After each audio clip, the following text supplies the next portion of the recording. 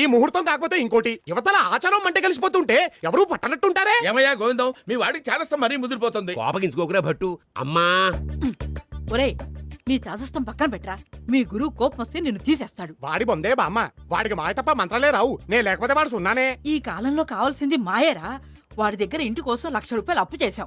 వాడు చెప్పినట్టు వినకపోతే ఆ 1,00,000 తిరిగి ఇచ్చామంటాడు. తర్వాత నీ ఇష్టం. 1,00,000 కాకపోతే 4 పడేస్తామే. వాడంటే భయపడిపోతావే ఏంటి? ఇచ్చేయి. ఇప్పటికిప్పుడు ఇమ్మంటే ఎక్కడి నుంచి ఇస్తామే? అందుకే చెప్తున్నాను, వాడు అప్పు తీర్చే వరకు వాడు చెప్పినట్టు వింటూ ఉండు. సరే, మరి ఆ చేపలను ఏం చేస్తావు? వాటన్నిటిని వల వేయించి పట్టిస్తా లేరా, నువ్వు వెళ్ళు.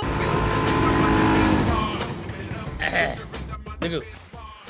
చక్కెర తక్కువ ఏమిట్రా పేరు? బుర్ర తక్కువ దోలు కాకపోతేను. రేట్ ఎక్కువ పెట్టుకున్న రీమేక్ సినిమా గురువు గారు చీనీ కమ్మని హిందీలో మన అమితాబ్ బచ్చన్ గారే చేశారు. మనంటున్నావేమిట్రా? ఆయన ఏదో మీ మావయ్య అన్నట్టు. అబ్బా, ఆయన కూడా మన వాళ్లే గురువు గారు. కాకపోతే మనం హైదరాబాద్ బ్రాహ్మణులు, ఆయన అలహాబాద్ బ్రాహ్మణులు.